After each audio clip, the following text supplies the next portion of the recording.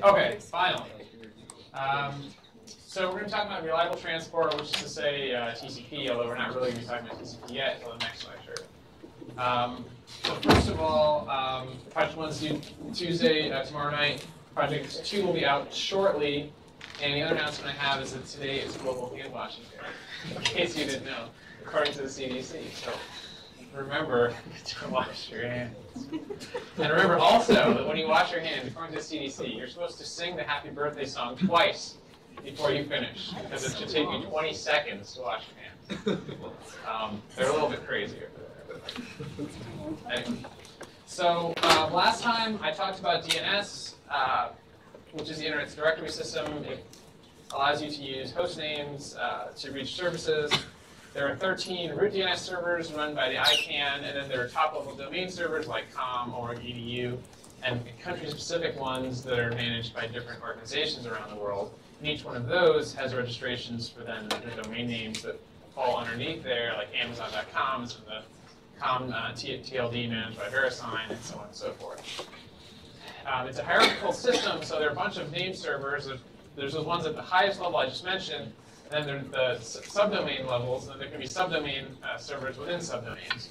So you can have like eecs.northwestern.edu is a domain name, is a name server run by the EECS IT department that's separate from Northwestern IT and separate, of course, from the edu top-level domain that just provides information about that specific small part of that host namespace. Okay. And we talked about how DNS servers can be dynamic to implement services like load balancing that has fault tolerance, and also content delivery networks that allow you to get data from the closest copy of a service, the closest nearby. Okay. So a couple slides I didn't get to last time on DNS. So when you're debugging network issues, one thing that is helpful to know is that Google has a public DNS resolver available at the address 8.8.8.8 or 8.8.4.4.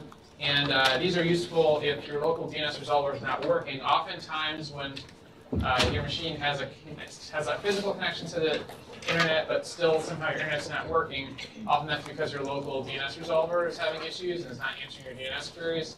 So if you only knew the IP address of this machine you're trying to get to, you'd be able to use the internet, but you're not able to resolve to IP addresses. So sometimes switching your local machine to use this public DNS server is useful. And you may wonder why Google provides this service for free. Does anyone have an idea? Yeah? You can go to more sites and see more of their ads. Yeah, but why would you see more Google ads because of using this?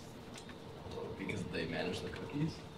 Well, not exactly. So it is related to their advertising business. They can track which sites you visit and base like So advertising on what your purpose is. So they're not going to serve more ads, but the ads that they're already serving to you in their various services will be more customized to you because they know basically every website you're going to now, even apart from cookies, just because whenever you're asking for the IP address for that host name, it'll be going through Google if you're using one of these public IP addresses. Okay, so another DNS thing is captive portals where you connect to public Wi-Fi. You go to any website, somehow you get redirected to some page, asks you to log in.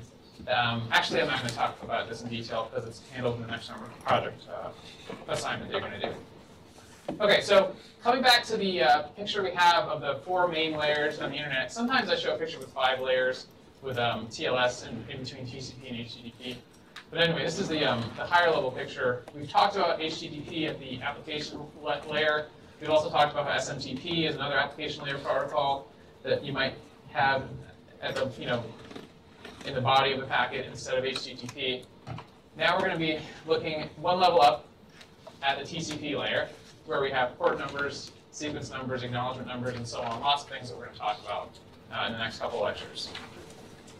Now, each one of these layers solves a particular set of problems, and there are a lot of problems to solve in networking, and layering them really makes it much easier to implement all the solutions simultaneously without the various protocols interfering with each other. But at this transport layer, the problems we're trying to solve are multiplexing, meaning that you want to have multiple connections open on one machine, so multiple browser tabs, multiple applications, all sending out data, and the data that comes back has to be directed to the proper software program. Ordering of packets, that is when you have to divide your data into multiple packets because it's big and it doesn't fit in one packet. How do those get reassembled? Acknowledgement of those packets, because when you send out a packet, it could be lost. You don't want your data to be missing chunks of it. So you want to be able to know that the packet was lost and retransmit it. And pacing is another one that's a little more subtle, where you want to send just the right pace. You want to send packets at the right pace, so that you're utilizing all the bandwidth, but you're not overwhelming the network. There's a balance to be struck there. You don't want to send packets that don't reach their destination because queues are full. That's wasted effort, and it just actually creates more congestion on the network. Okay, but we're going to spend most of our conversation about transport layer talking about TCP. But before we get into that, we can talk about UDP, which is like the much simpler transport protocol that's available. And it's kind of like, it's almost like a transport protocol that does nothing, essentially. So it basically just exposes the IP layer that's directly below. Remember I talked about how you can think about a packet network data as a set of postcards that are sent, small pieces of data, their address that can be lost, that can arrive in any order. So UDP provides that type of service. So it lets you send, it's called user datagram protocol, and the datagrams are the packets. And just like the network layer below, it provides best effort delivery, so packets may be dropped, and therefore UDP is unreliable. Your application, if it's using UDP, it should have some software level mechanism for dealing with the fact that a packet could be lost. And it might have like application layer acknowledgements and retransmissions built in to deal with the fact that packets are lost. Or it could be the kind of application that doesn't actually care that packets are lost. That's, well, an example of that is like streaming media.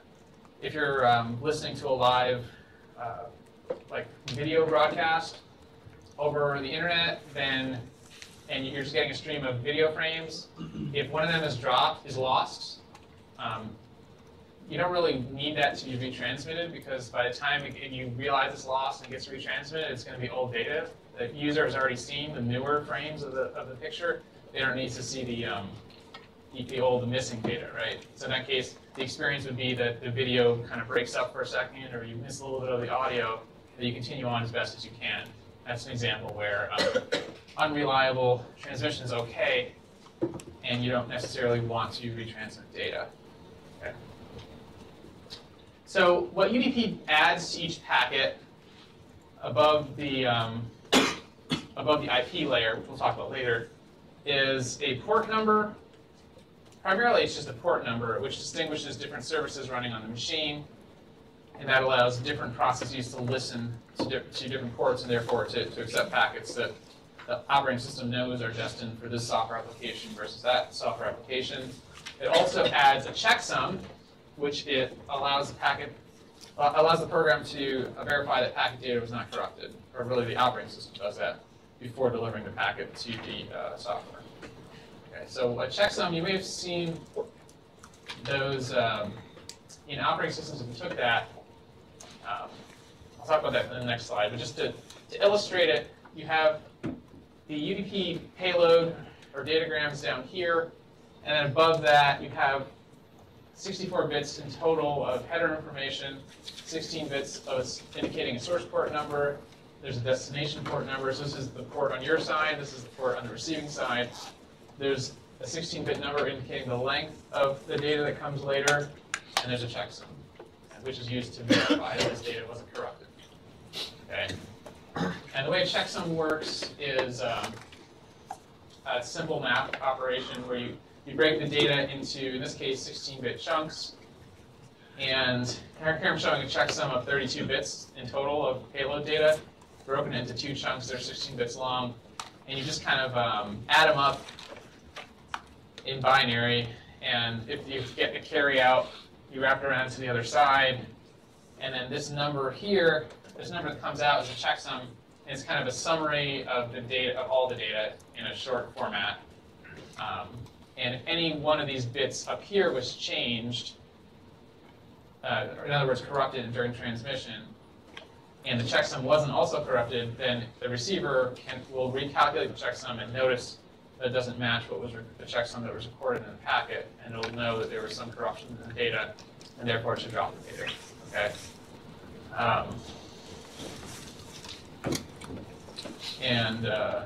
Yeah, so I guess technically the bits are flipped, maybe. Yeah. So you add up, you wrap around the carry, and then you flip the bits.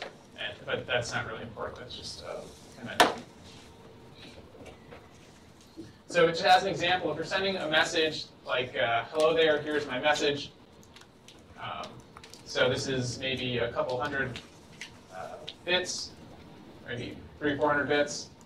You break it into 16-bit chunks, which is what I'm showing here. If you're assuming it's ASCII encoded, each letter is 1 byte, so 2 characters make 16 bits.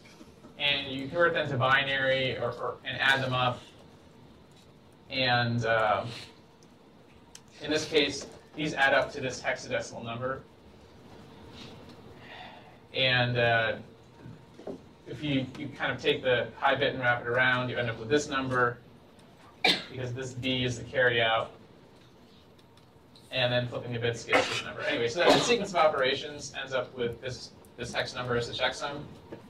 And that number will be sent alongside that data in this part of the header, right? And okay, so then you send this message along with the checksum, so you have to actually send a little bit of extra data. But then the receiver, when it gets it, you can use that to verify the message. So if the message was warped, was corrupted during transmission, it might have been changed to, hello there, here's my massage. Just one bit, I don't know if it was 1 bit, but one byte was changed.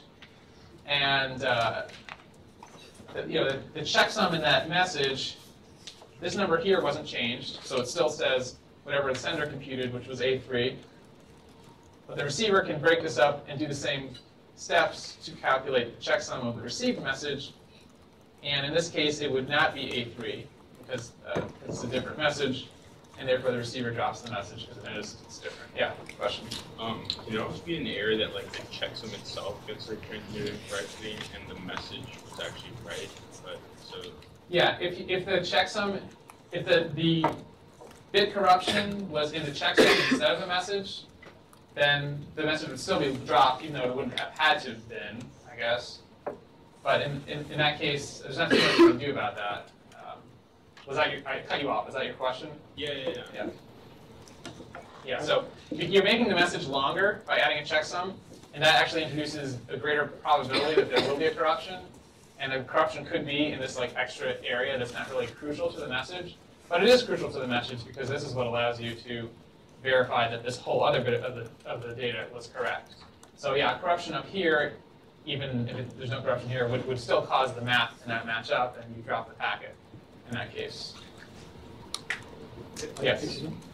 I can't see any reasons for us to split the bits. Well, I mean, okay, so when I haven't really talked about that, but what I'm talking about is like some kind of electrical interference, for example, in the line between one router and another that would cause the data, when it's transmitted somehow from the sender to the receiver, if the bits that the receiver gets are not exactly the same as the bits that the sender sends. No, I'm sorry. My question wasn't clear. I mean, in the checksum, we flip the bits in the checksum. We to this checksum. Yeah, why is this last step here? Yeah. I don't know offhand, but I imagine that it's because either the circuitry to do this in the first place is somehow easier with this flipping involved. It's probably done with some kind of like XOR circuit, or the check is easier. So you have to look. I think somehow the circuitry must be easier with either the generation or checking of it. But I don't know offhand. Maybe I'll look into that. But you should be able to figure that out with the Okay, so that's all I'm going to say on UDP. And yeah, the joke here obviously is that UDP is unreliable, right? So I'm sure you get it. Right? So TCP is an alternative, and and it's much more complicated and much more useful. We call it a streaming data transport mechanism because it allows you to take this long stream of data, break it up into chunks, and send it. And that's what you use in the project with HTTP because your HTTP requests and responses can be very long. So it provides ordering. So after that data is packetized or chunked by the sender, it can be reassembled by the receiver. And the reassembly is done in the proper order, of course. Even if the delivery is out of order, because some packets could be slower than others, because they could take different routes, or really for any reason. It provides acknowledgement. So when you send a little bit of data, you want to make sure that that was received, because we know that packets can be lost during transmission. And by acknowledging a packet, you know that you can move on to the next packet, or you don't have to save it, because if you don't get an acknowledgement, on the other hand, that means you might have to retransmit it. And it also, TCP also deals with pacing, which allows the sender to adjust the rate at which it sends packets so the network and the receiver are not overwhelmed with packets, which we'll talk about last. Because we know that if you fill up the queues in the routers, those routers will start dropping packets, and that's kind of bad for everyone. Yes? Could you explain more about the order? Does UDP preserve the order?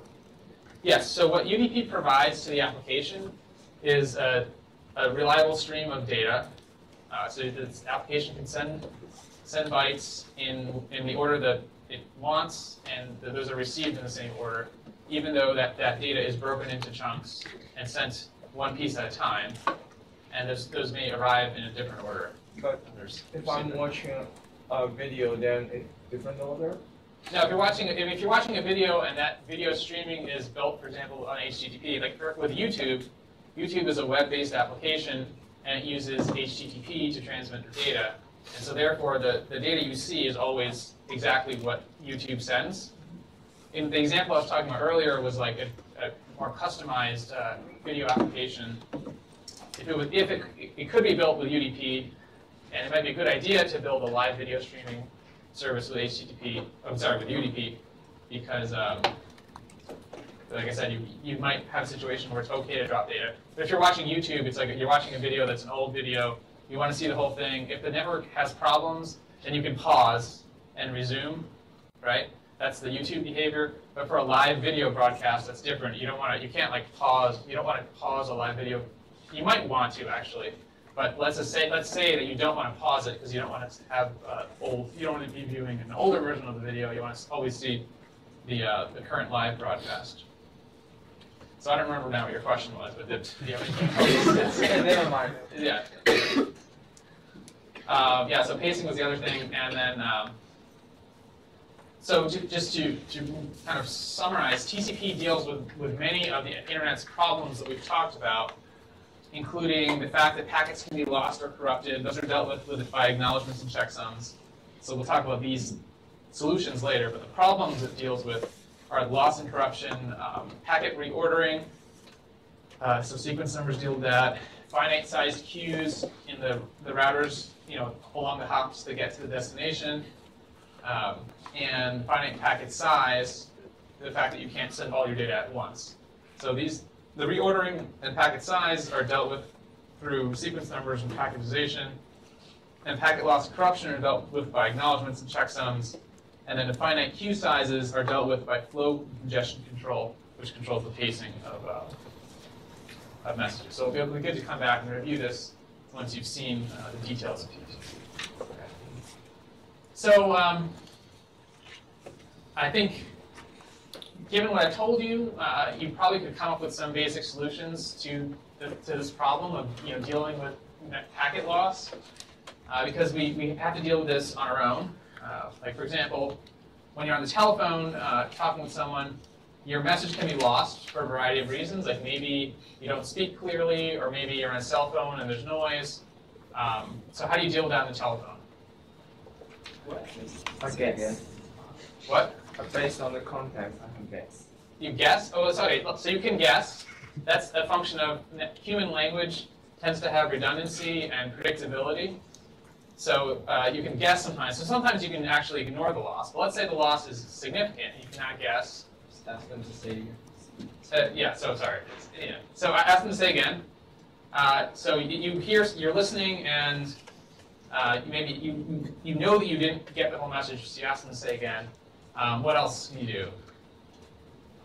Okay. Well, let me tell you. So there are two different ways of doing it, right? So saying again is the obvious thing. That's actually the second thing I have listed here. That's a negative acknowledgement. But another thing you may not really realize, but when you're on the phone and someone's talking to you, if they're talking for a long time, you tend to say like okay, or mm-hmm. You give little acknowledgments when they're talking. Like when I'm talking to my dad on the phone, he just talks and talks and talks and talks, and I'm just sitting there saying like okay, yeah, yeah, right. So if I didn't keep saying those things, he might not know that I was still there and listening, right? I need to give him some acknowledgement so that he can continue talking, knowing that I heard what he said, right? That's called a positive acknowledgement. So I'm giving him positive acknowledgement, just listening and giving acknowledgements. So if the talker doesn't hear an acknowledgement, so call that an act for acknowledgement.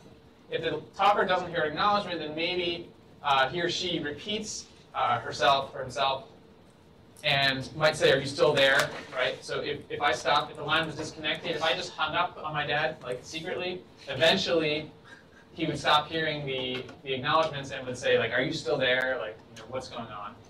And then if he still didn't get an acknowledgement, then he would hang up and call again, right? The second type of acknowledgement is negative acknowledgments, right? Which is actually a little bit more obvious. If you're listening and the listener can tell that there was a problem, either because the message was corrupted, like you hear some kind of noise, or you hear an unexpected silence because you know that whatever you heard didn't make sense because there was a few words missing in between, and then the listener can interrupt and say, what? Can you repeat that? That's a negative acknowledgement where the listener is asking for retransmission, right? So in that case, the talker would then retransmit the message in response to the negative acknowledgement. Okay. So what happens in these cases if the acknowledgements are lost? It's actually slightly different. Right? So in the case of positive acknowledgements, where that was the case where I like hung up my phone or I was disconnected when my dad was just talking to me like constantly. We already went through that. The talker would stop getting acknowledgments, wouldn't know what to do, and would stop making progress and give up and hang up on the call. For negative acknowledgments, it's a little different, right? If the talker is not expecting me to give acknowledgments when it's okay, if the talker is expecting me only to give an acknowledgement when there's a problem, then the talker will just keep talking. But the listener might say, hey, can you repeat that? But if the talker never gets that message, then the listener might try again. Can you repeat that? But then if that message never gets back, that negative acknowledgement never gets back, the listener will give up because he won't be getting the data that he needs. Okay, fair enough. Simple enough. Okay, it's positive and negative acknowledgements. So if you're designing a data exchange protocol, I think it's pretty obvious. The simplest, most obvious way of dealing with packets and unreliable transmission is to do what I would call naive positive acknowledgements, where this picture shows the sender and receiver, and we're going to see these kinds of diagrams a lot, where time is vertical, so this is what happens first, and this horizontal space axis represents distance, like different positions in the network. So the sender sends a message, and it takes a while for that message to get to the receiver. So it traverses some time vertically and some distance horizontally, right? So eventually, so this is basically a timeline this way. Time goes this way. And the reason why the lines are diagonal is because it takes some time for a message to get from point A to point B, okay? So the sender sends a message. It gets to the receiver gets it, sends back an acknowledgement. The receiver gets the acknowledgement at this time and sends the next packet, right? So it's kind of a back and forth. That's pretty obvious, right? And That does work, but it has some drawbacks, which I'm going to try to illustrate. So this example shows a network that's reliable, where there aren't any dropped packets, and 3 packets get sent and acknowledged. Okay? So if there is packet loss, so let's say 1 packet sent, acknowledged, another packet is sent, it's lost right here during transmission, so it's not received by this receiver. In order for progress to be made, you need some kind of a timeout, or you expect there to be some kind of a timeout, where the sender would resend that packet if it has not gotten an acknowledgement within a certain amount of time. All right, so if 3 seconds elapse and no acknowledgement is received back, the sender tries again and continues. Okay, that also seems pretty clear, right? This same timeout works whether the packet itself or the acknowledgement is lost. So in this case, the second packet was received, but the second acknowledgement is lost. From the receiver's side, it looks the same actually.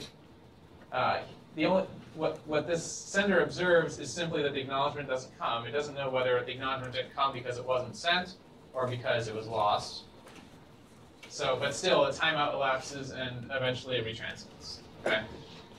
So these two are kind of the same. It's just that the loss happens here instead of here, and the only difference is that the receiver has more data in this case at this point than in the other case. And then here, when the sender resends, the receiver actually gets the same packet twice, but because that packet is labeled with a number, like the packet says it's packet number 1, the receiver knows that it should actually throw out that packet and not add it like in duplicate to the stream. Okay. But it should also send back an acknowledgement so that the sender doesn't resend that same packet a third time. Okay. The fourth scenario here, again with naive positive acknowledgements, is that there's a premature timeout.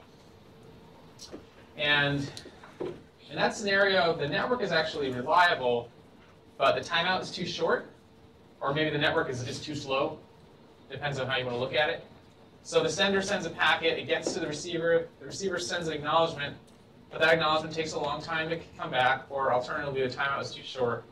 So the sender resends that packet, even though if it waited longer, it would have gotten the acknowledgement. And in that case, just like before, the receiver sees a duplicate packet come in and sends back an acknowledgement. So these two and these two are duplicates. And then when the duplicate ACK comes back to the sender, it actually sends this other message again. So there are 3 pairs of duplicates.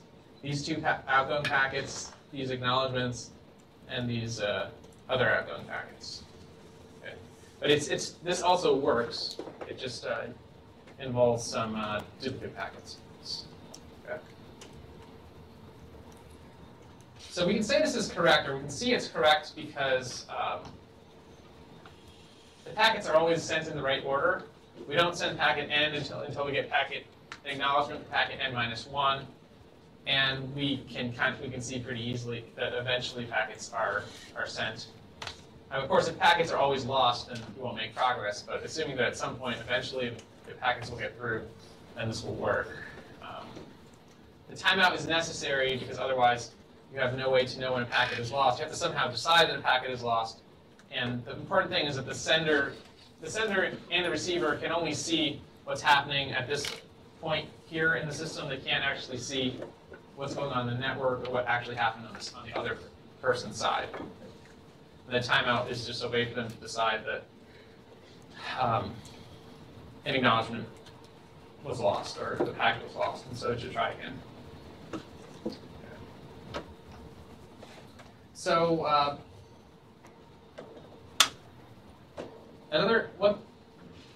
this back and forth process introduces some delay. It also introduces some duplication of data in the case when packets are lost or timeouts are premature. We saw that here. So it's not necessarily efficient, but it's correct. Right. Now the main thing that's just like terrible about this design is that it's a stop and wait protocol. meaning that you send, and you stop, and you wait for the response.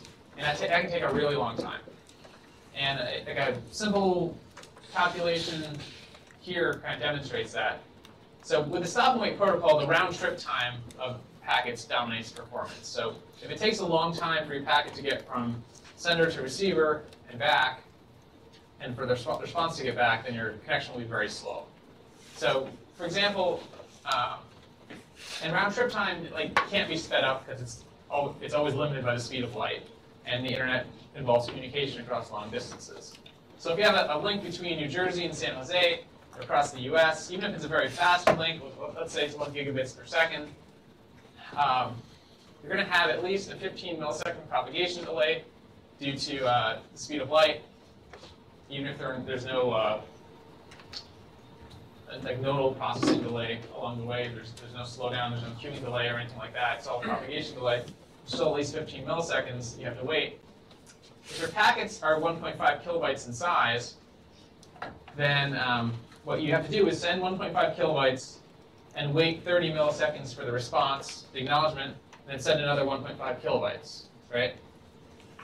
And this size is limited and it's dictated by the network. So if you can compute the total throughput, the maximum throughput, with some pretty simple math by just saying okay, I can only do 1.5 kilobytes every 30 milliseconds, basically. And that's only 250 kilobits per second. Right? So this is 4,000 times slower than the 1 gigabits per second that the link is capable of. Okay. And so I'm going to illustrate this in a couple ways. Using the same kind of diagram, when you're doing stop and wait, the sender takes some time to send the data, but this could be pretty quick. Like in the previous example, it was a 1 gigabit per second link, so you can send, it only takes 1 nanosecond to send each bit, so you can send out the bits very quick. Eventually the whole packet is sent, but then there's some long propagation delay here for the packet to get to the other side and then back. And so at any one point, at any one observation point in the network, you see there's activity and there's a lot of waiting and there's activity again later, right? So there's low utilization all this time. You're not doing anything. And another way to look at this is geographically, with stop and wait. You send a packet, it goes all the way here, comes all the way back. And so physically, there's not, at any given instance, there's not data in all these different locations on the link. There's only data in one small place where that one packet is moving, right? And what you want to do is pipeline the data, which means having multiple in-flight packets that are not yet acknowledged. So you want to not just send one packet, but send multiple packets, and you know that eventually you'll get the acknowledgement back later, but you don't wait until you get that first acknowledgement before you send the second packet. Okay? But that makes things a lot more complex, and we'll see why by looking at some implementations of example pipelined reliable transfer protocols. So the key thing here is basically that you have to acknowledge when you in the earlier case, an acknowledgement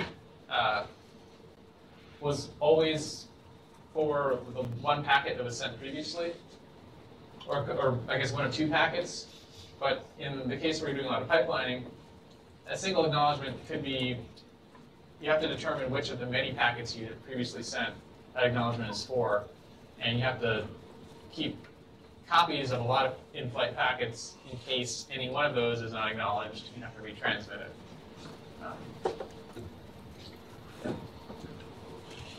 So when you're pipelining, you send not just one packet, but after you send that one packet, you send another packet, you send another packet, you send multiple packets, and those all kind of move along the link or the network, get to the receiver gets the first one, sends an acknowledgement, gets the second one, sends an acknowledgement, gets the third one, sends an acknowledgement, and those acknowledgements also flow back kind of in parallel or one after another, and eventually the receiver gets multiple acknowledgements for the multiple packets it sent earlier on.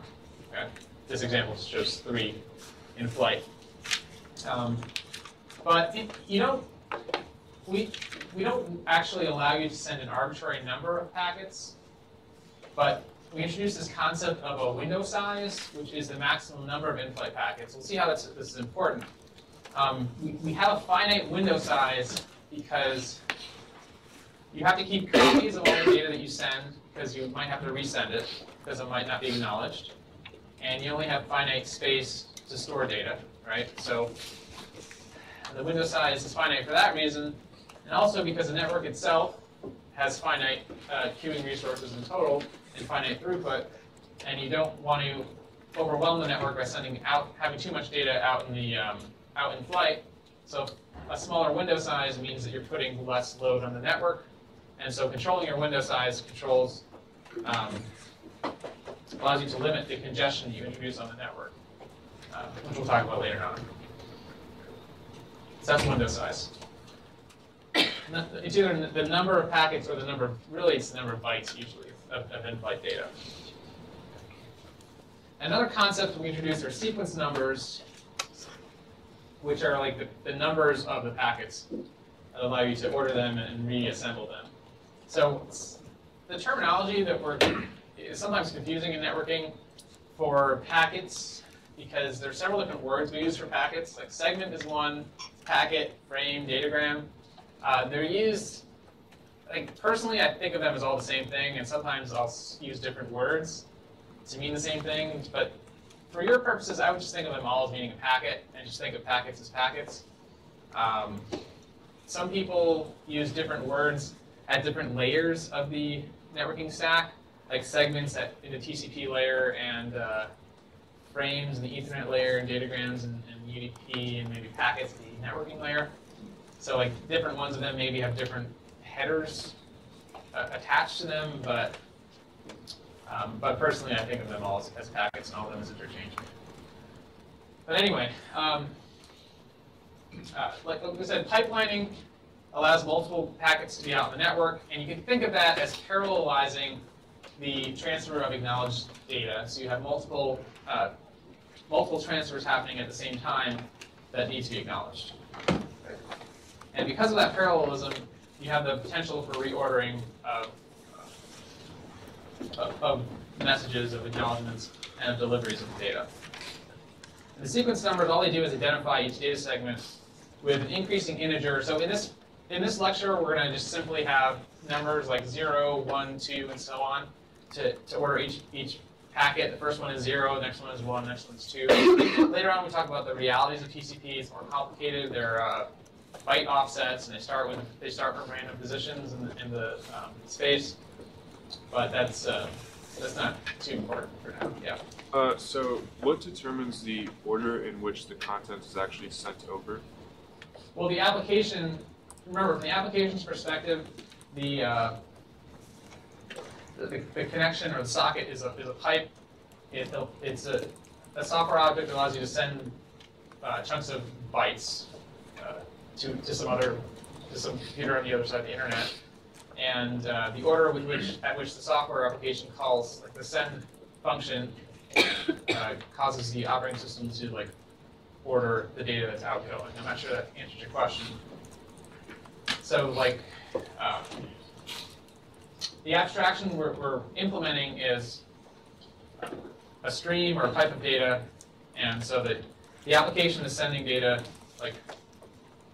in some order, and that somehow the network, the TCP implementation, has to get those bytes to the other end of the connection in the same order.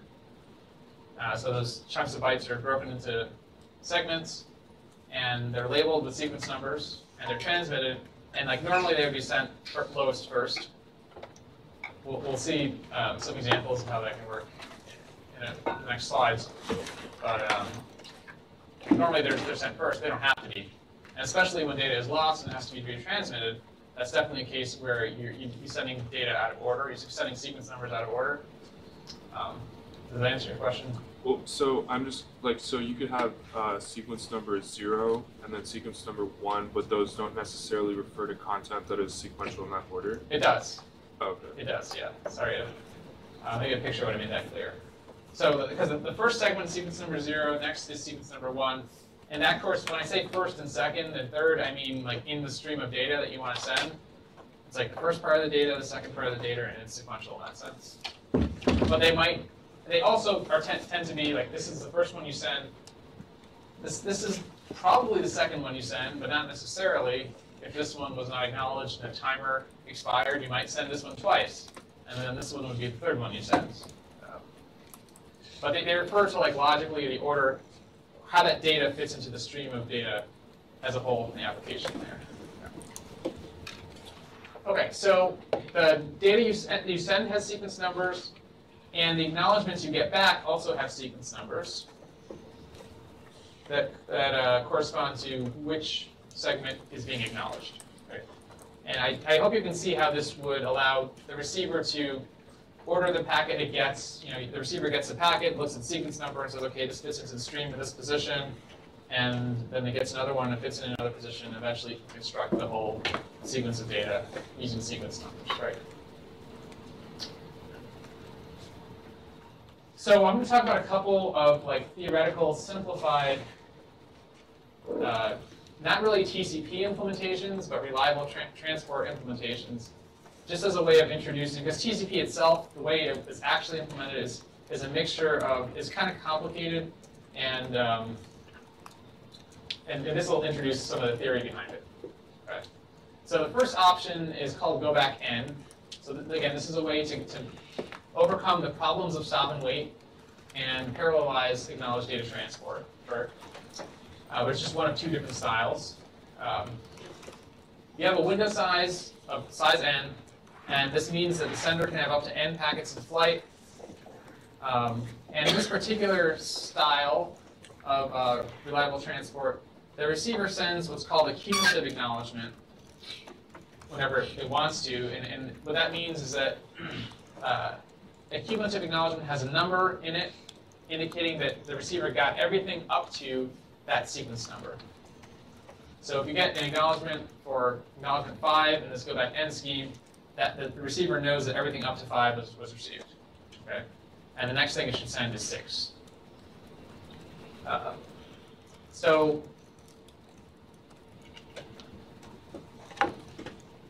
the rules of this, I guess, dictate that if the receiver gets an out of order packet, it can't acknowledge it, right? So if the receiver gets 1, 2, 3, and then it gets 7, it can't acknowledge 7 because the meaning of acknowledgements in this case is that you got everything up to that sequence number.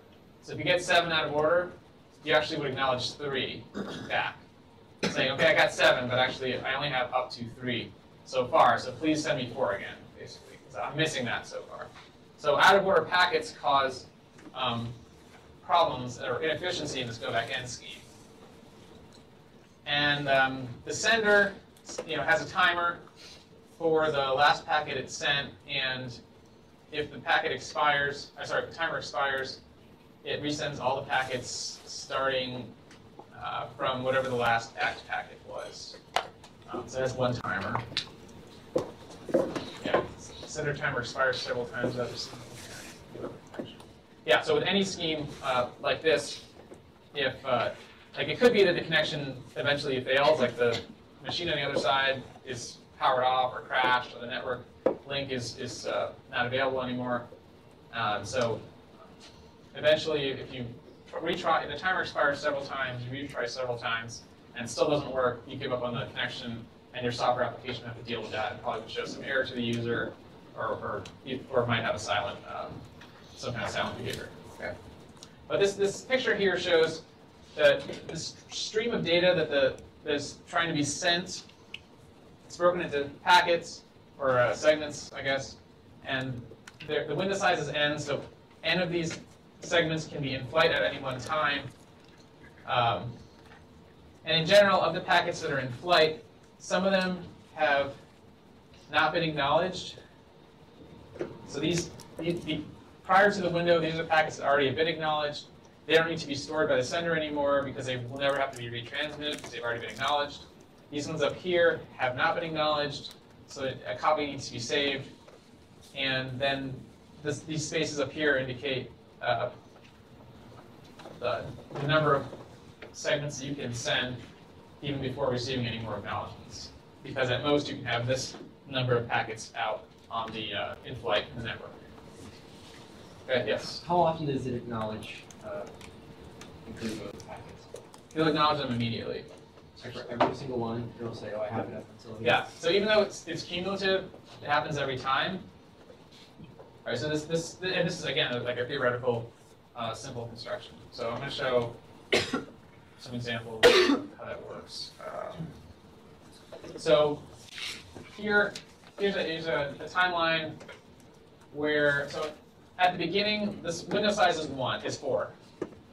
That means that first the sender can send up to 4 packets. It might not have 4 packets worth of data to send, but in this example, let's assume that it always has more data to send. It sends the first packet, and then it doesn't have to wait.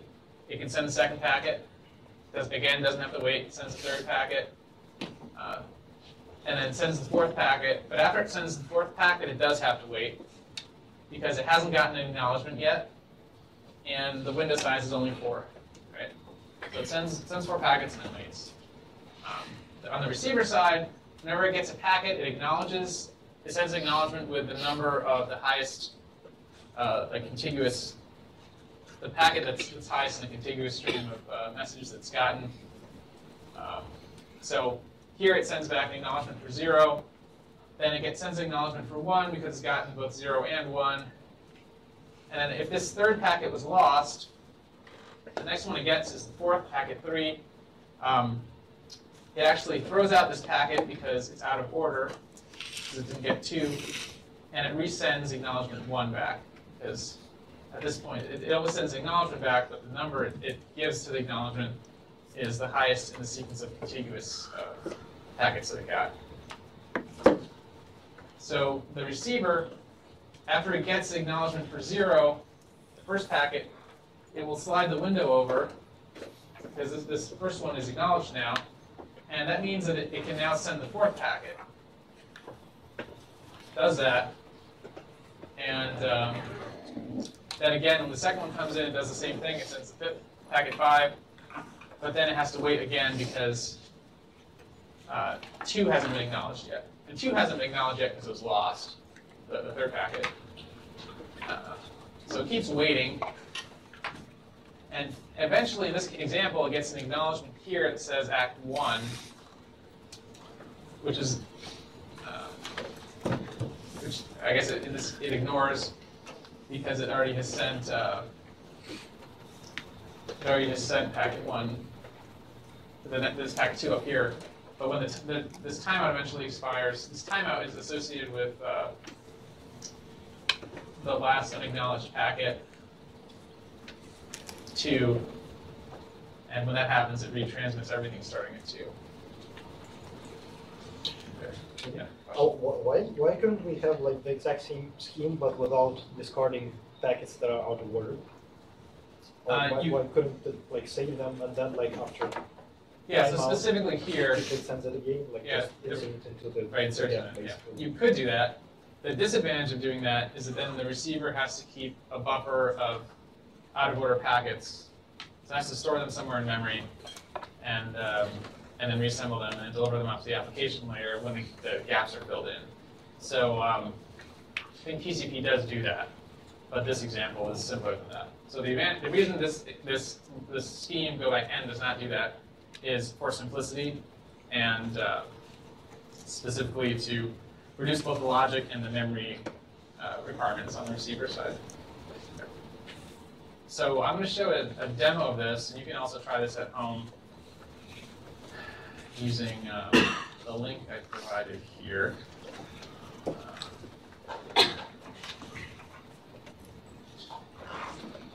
It's the right size. Okay. So this is the sender's up top, the receiver's down bottom, and I can like send packets. If I keep clicking this, I can't send anymore because the window size is 5, and there are 5 packets in flight.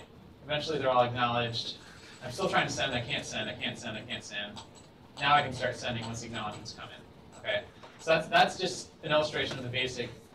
The fact that there is a window means I can have parallel transfer, but I can't. I can only have it up to a point, whatever the window size is. Okay. And if I wait, I can click this and send another one, but there might not be data ready. So, so you might only have a little bit of data in the network. That depends on what the application wants to do. Okay, and again, you can send more here.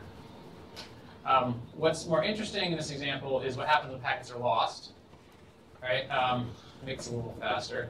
So if I'm going to send 5 and kill the middle packet before it arrives. This one here. Okay, so these are acknowledgement. Notice how these ones come back with an acknowledgement of 1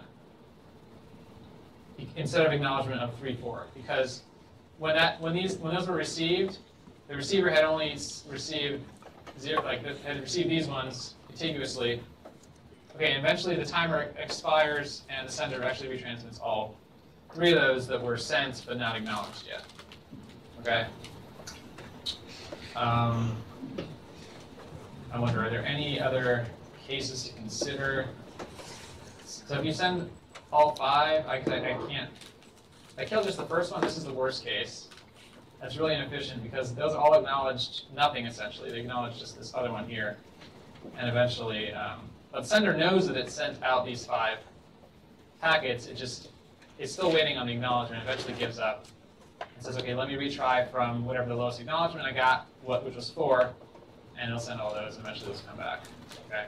So in that case, 1 packet was lost, but 5 are retransmitted. It works. It's parallelized, but when there are losses, there's some inefficiency in the network utilization, right? And the rules on both sides are very, especially on the receiver side. The receiver side is very simple. All it does is it knows, all it keeps track of is what's the next packet it expects to receive. And whenever it gets a packet, if the packet number is that number, like if it gets packet 10, then it increments to packet 11. If it gets some other number, whatever it is, it doesn't change what it's expecting to. It throws out the out-of-order packets. And it always sends back an acknowledgement with the number of whatever was the last packet it received in order. Okay?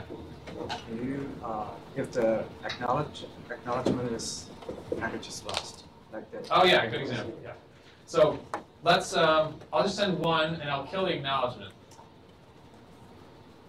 The behavior is similar. Oh. Why did that work? Okay, so, right, so it never came back. So, eventually the sender will time out and resend it. The only difference from the previous scenario is that the receiver, when it gets the retransmission, it won't do anything different except send back an acknowledgement for that one. So, the sender thinks that progress was made, that the receiver got another packet, when actually the receiver had that packet all along. It's just that the acknowledgement for it was lost before. So from the sender's perspective, the data was never delivered, just because the acknowledgement wasn't received. Okay. Yeah. So that's the demo, and you can try it out if you want to try some different scenarios. So it's easy to implement. The sender just stores the number of the last acknowledged packet and maintains a timer. The receiver just has to know what the next expected sequence number is, and whenever it gets a packet that's in order, it can pass that to the application layer immediately. But the disadvantages here are that a single lost or delayed packet invalidates all the in-flight data. So you kind of and because there could be quite a lot of data in flight, that means that there are a lot of retransmissions. And the receiver can throw out a lot of good data just because it's out of order. Just because that data is early in the stream, throws it out. There's no receiver buffering, and that obviously is inefficient. Yeah, so like I said, you lose an entire window of data just because of one bad packet. So an alternative, which is more efficient, is selective repeat. And in this case, the receiver individually acknowledges all received packets and keeps out-of-order packets in a buffer for later reassembly. And the cost that comes with this design is that the sender has to keep many different timers for each of the in-flight packets. and because it has to resend, it basically takes the simple original positive acknowledgement design I showed you and just parallelizes it. It does many things at once. And so I'll have to, it has to have many timers and keep track of each one of them individually. You still have a window size n to limit the range of unacknowledged packets that are out on the network. And the receiver, if it gets a packet that's outside of that range, it will drop it. And this feature prevents packets from old connections or from machines you never spoke to before from like inserting data into your data stream. And when a packet is lost, when one packet is lost, that will result in one retransmitted packet. So the picture looks a little more complex. So on the sender side, you have some packets that are in flight, or some packets that were sent here within the window, and actually, in this case, only some of them are in flight, these blue ones, and because these pink ones have already been acknowledged. And then on the receiver side, similarly, you don't just have one slot that's waiting to receive a message. You have many slots that haven't been delivered to the application layer. These green ones, I think, were received out of order, and they're being buffered. And you're kind of waiting to fill in the gaps here before you send the chunk of, like, all this data here has been delivered to the application layer because you got it. Eventually, you were able to reassemble it eventually. Once this gets filled in, you can take this whole chunk of data here and send it to the application layer. And a demo for this too. So of course, the base case when nothing is lost is the same. You send 5 packets and you have to wait for them. But you notice one difference is that the receiver has this window where it's willing to accept any of these numbered packets. So if I send if I send 3 and I kill the first 2, then the third one is stored by the receiver, and it's acknowledged back to the sender. The sender, records the fact that it was acknowledged. And these 2 timers are still running. Eventually, those will expire, and those will be resent. And when that happens, then the receiver will fill in this gap and slide the window over. It'll send this data to the application layer. Okay. Yeah. And then again, and when it comes back, it also calls the sender to move its window. So now at this point, the sender can send up to 5 unacknowledged packets because there are none that are in flight at the moment. Okay. Yes. So when it resends, like in that example, when it resent 5 and 6, it won't send anything else in the window, even though it could. Well, if there was new data ready, then I could send it because the window had those like empty spots on the right-hand side. Mm-hmm. I was just the scenario you were seeing was one where the application didn't have any more data to send. Okay. But if it did have data in like 8 and 9 there, it would have sent that with 5 and 6? It would have sent those whenever they were ready. Like, okay, I don't remember exactly what the scenario was, but if I kill these 2, like right now I can click this to send those 2 up here, or really at any time. I can't send any more. I still can't send any more because there were these old packets haven't been acknowledged yet. So I'm still waiting because there's some old data at the beginning, like that's 5 slots back that hasn't been acknowledged. It still has a timer running. But so I'm still trying to send, can't send. Even when it eventually expires and it sends, I still won't be able to send because they haven't been acknowledged yet. But eventually they will be, and now the window jumps ahead. Okay? Other questions? All right. Okay, so these sequence numbers in reality, or like in TCP, are 32-bit numbers, and they actually aren't integers that increment like 1 at a time. They increment by the size of the byte of the packet that's sent. So it indicates like position in the stream. We'll talk more about that in the next lecture when we get into TCP in detail. But more importantly, we know that you can send a lot of data over a network connection, and the header has like a fixed size slot dedicated for the sequence number. And so eventually it's going to have to wrap around. Because eventually it'll send so much data that you go from 0 all the way up to the maximum number that can be stored there in that number. And TCP is 32 bits, so it stores 4 gigabytes of data. Once you send 4 gigabytes of data in one connection, the sequence number has to wrap around. And this can cause problems if your window is large, for example, or if the size of the field you're using for the sequence number is small. So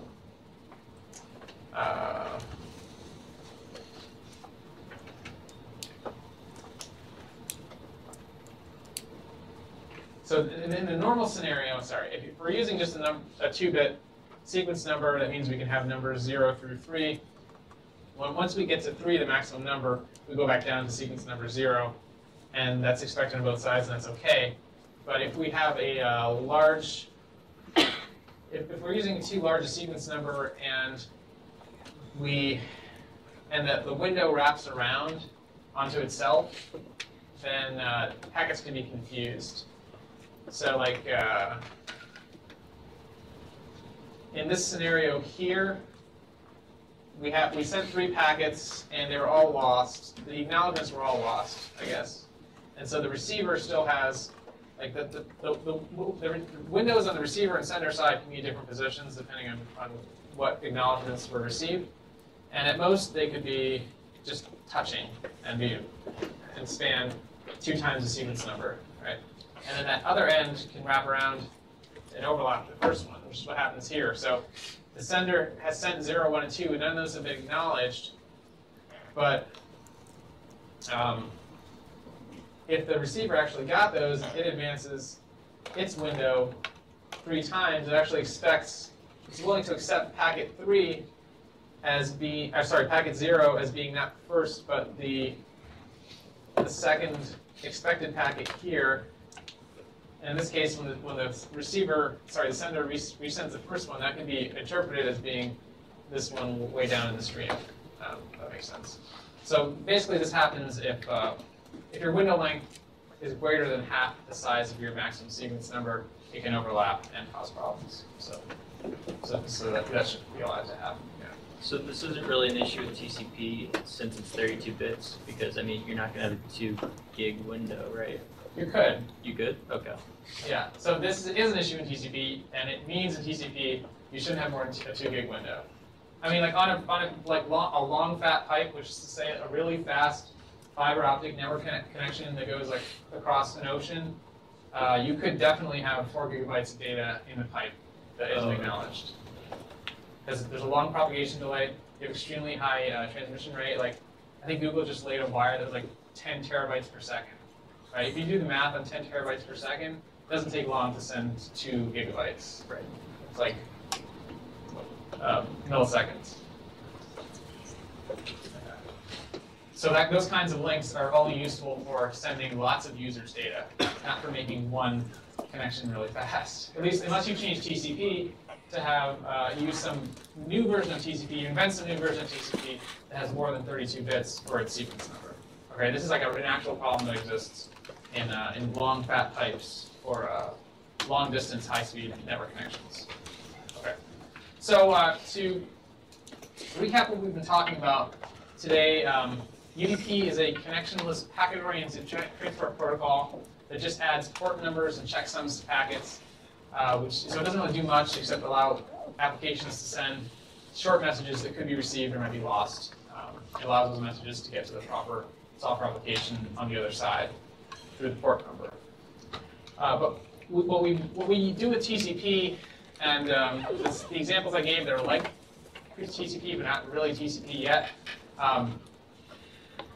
we want delivery confirmation and ordering of packets from a stream, because we want to send lots of data and we want it to be delivered reliably. We do this with positive acknowledgements acts, and we have these timeouts that cause packets to be resent if there wasn't an acknowledgement. So we saw how stop and wait worked, how that's like the simplest way of implementing reliable transport, but it's really slow because you have to wait for the round trip time before sending out a packet. You really need pipelining. And when you do pipelining, you need a window size to limit the amount of in-flight packets. We haven't really motivated why that is, except by saying that, oh, you don't have enough memory to store packets. That's not a great reason.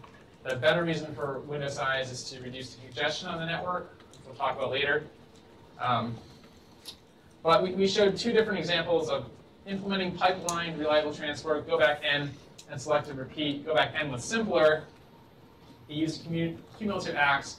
The receiver only accepted packets if they came in order. Something came out of order. It just basically told the sender, okay, start again and send me what I expect. Don't send me this out of order stuff. Selective repeat added buffering so the receiver would store the out of order packets and reassemble them later. It's more efficient, but it's much more complicated. You have multiple timers and you need that buffering on the receiver side. Okay. So next time we'll talk about TCP, which is a combination of some features of go back N, some features of selective repeat, which is why I introduced those first, and because these are much simpler than TCP. Okay. And yeah, question. Where are those demos available online? Those demos, if you just download the slides, and there's links in the slides, and those are posted on my website.